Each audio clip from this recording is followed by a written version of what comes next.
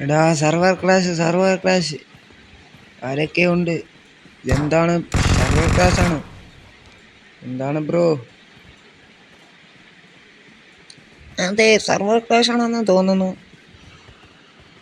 അതെ അതെ അതെ, സർവർ ക്ലാഷ് ആണ്. എല്ലാവരും നമ്മുടെ ലോബിയിലുണ്ട്. ഹാക്കേഴ്സ് എന്നാണ് തോന്നുന്നത്. Server clash in BGMI. ഇതെന്താണ്? ആർക്കെങ്കിലും അറിയാമെങ്കിൽ പറഞ്ഞത്.